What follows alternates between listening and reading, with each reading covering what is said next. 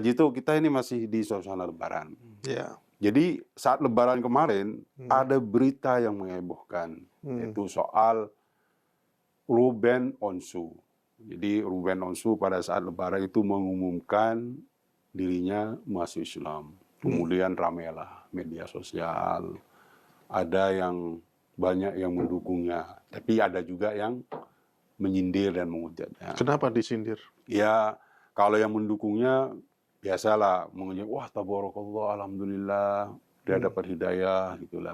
Tapi kalau yang menyindir biasanya dari agama bukan non muslim biasanya ya, menganggap wah ini pengkhianat, ini. Ada juga yang menudingnya sebagai ya mungkin apa ini cuma tren cari cuan atau buat konten aja atau gimana gitu loh. Ya. Gimana menurut Mas Kajito ini?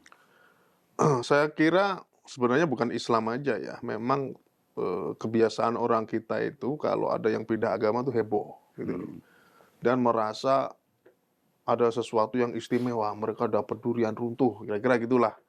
Padahal orang pindah keyakinan itu kan sesuatu yang sangat biasa sebenarnya.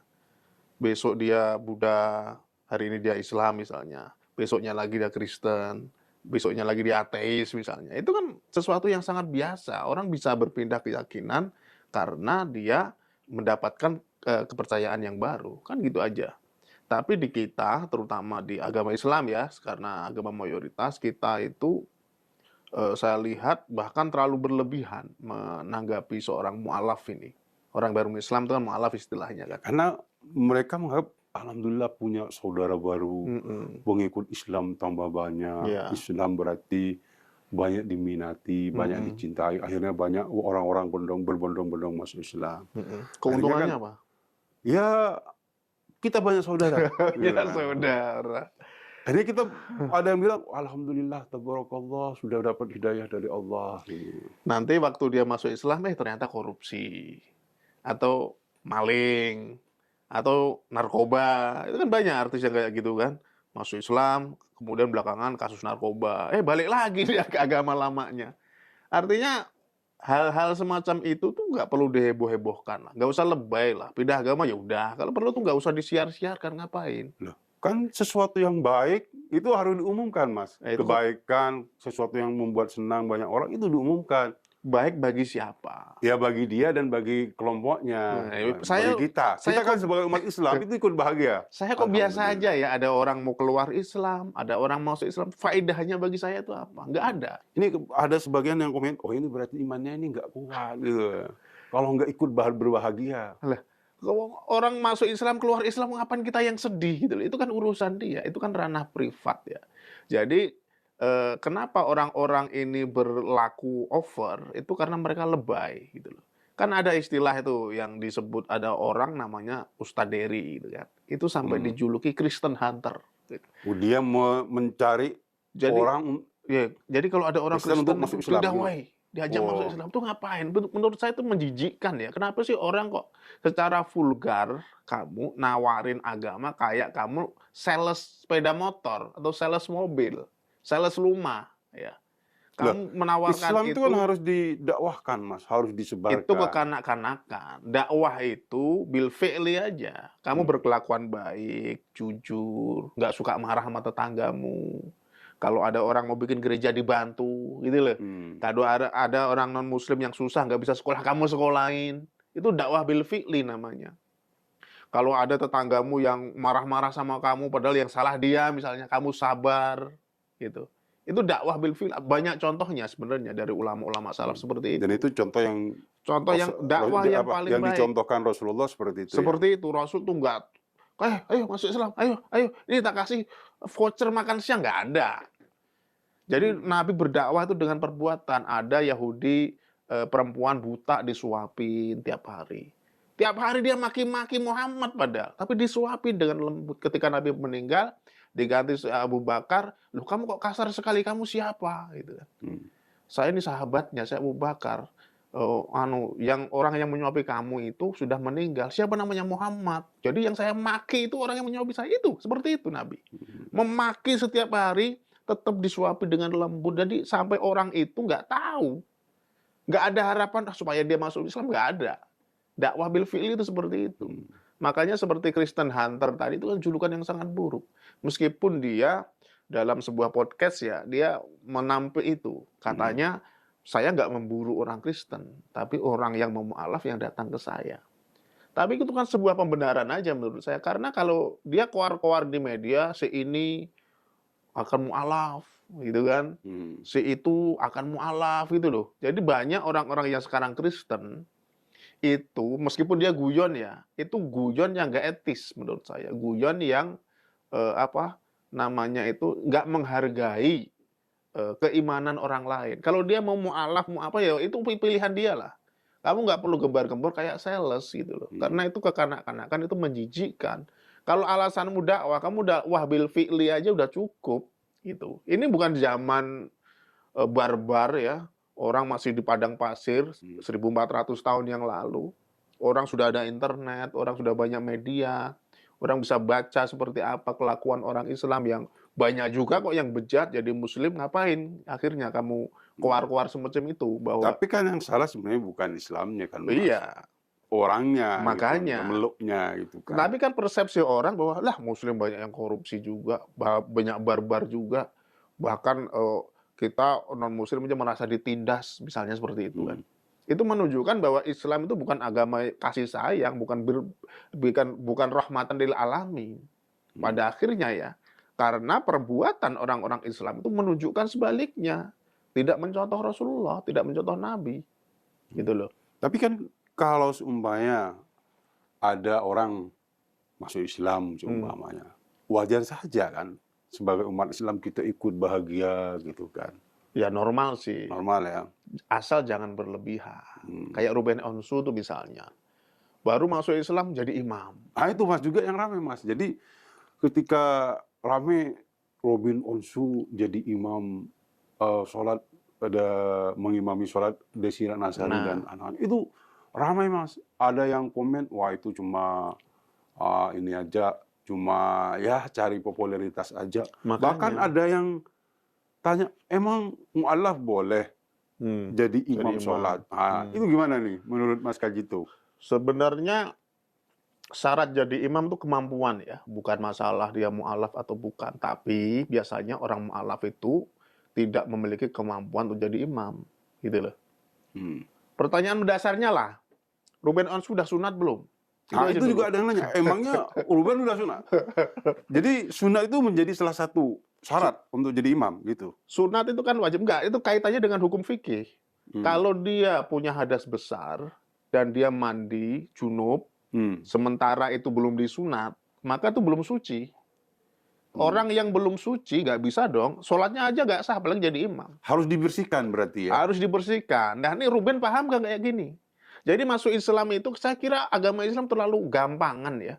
Orang masuk Katolik, Mas, itu lama Mas sekolahnya. Untuk diterima sebagai orang Katolik, Anda disahkan tuh nggak cuma baca syahadat ala Katolik, enggak. Tapi Anda sekolah, dididik bener-bener untuk jadi Katolik. Mana yang boleh, mana yang nggak boleh.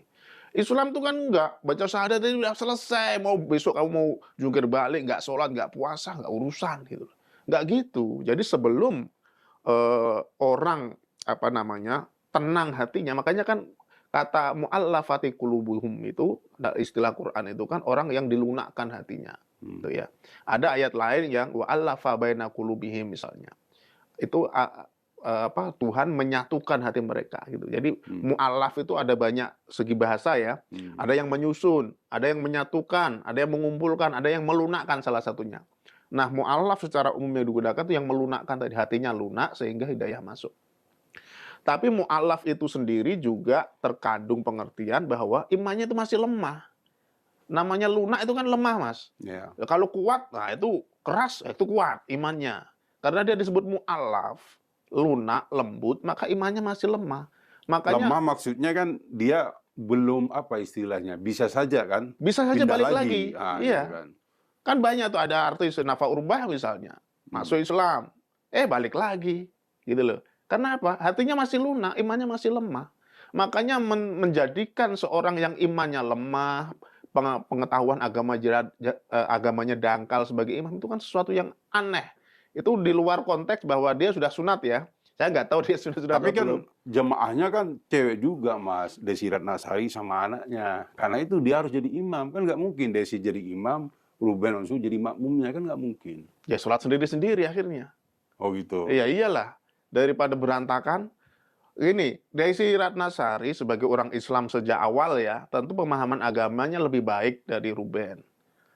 Cara melafalkan tahiyat akhir, melafalkan Fatihah terutama, itu jelas lebih fasih ya dari Ruben. Bacaan-bacaan sholat juga lebih fasih dari Ruben.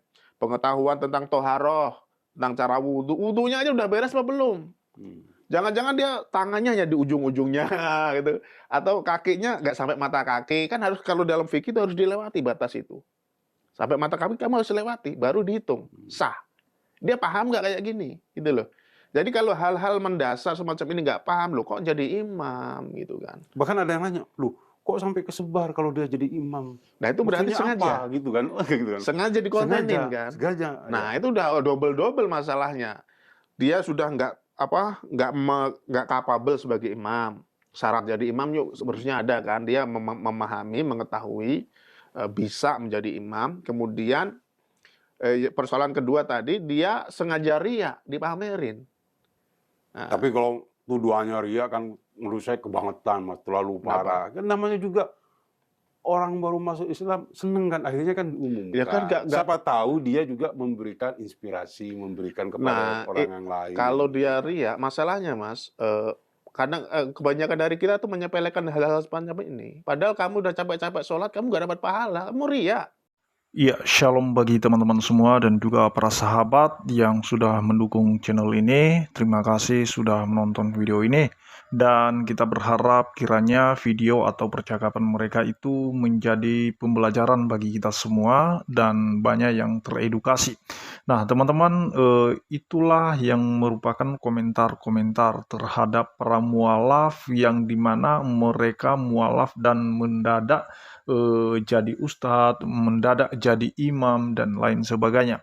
Nah, teman-teman, sebenarnya tidak perlu dipamerin kalau misalnya pindah keyakinan itu.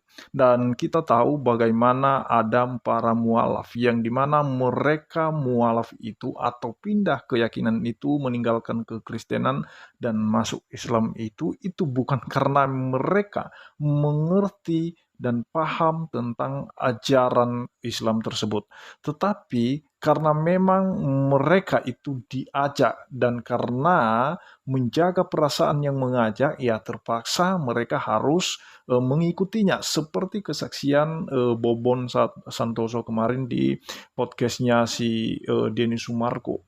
Nah, teman-teman, dia berkata bahwa dia tidak mengerti sama sekali tentang ajaran itu, bahkan cara berdoa pun dia tidak paham.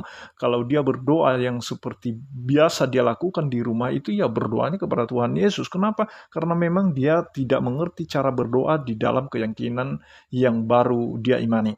Nah, teman-teman, dan inilah yang sering menjadi probleman sebenarnya ya, yang dimana orang happy, orang bahagia, orang senang kalau ada yang pindah keyakinan dan mendadak diberikan panggung di keyakinan yang baru. Dan itu banyak para mualaf karena memang ada banyak modus-modus tertentu di balik itu semua, teman-teman ya. Bisa saja karena popularitas supaya banyak followersnya dan lain sebagainya. Nah, kita tidak tahu, setiap orang punya motivasi tertentu dia pindah keyakinan. Kita tidak tahu apakah benar-benar hidayah atau karena memang dia punya motivasi tertentu, atau karena memang hal-hal yang duniawi, teman-teman ya. Jadi ini menjadi pembelajaran dan kita berterima kasih kepada mereka yang sudah memberikan edukasi, seperti saudara kita yang sudah mengedukasi kita dari video tadi, supaya jangan terburu-buru mualaf dan jangan terburu-buru beri panggung kepada para mualaf untuk berceramah, untuk menjadi imam dan lain sebagainya, karena belum tentu mereka semua mengerti tentang aturan-aturan tersebut. Terima kasih buat teman-teman semua. Tuhan Yesus memberkati kita semua. Shalom.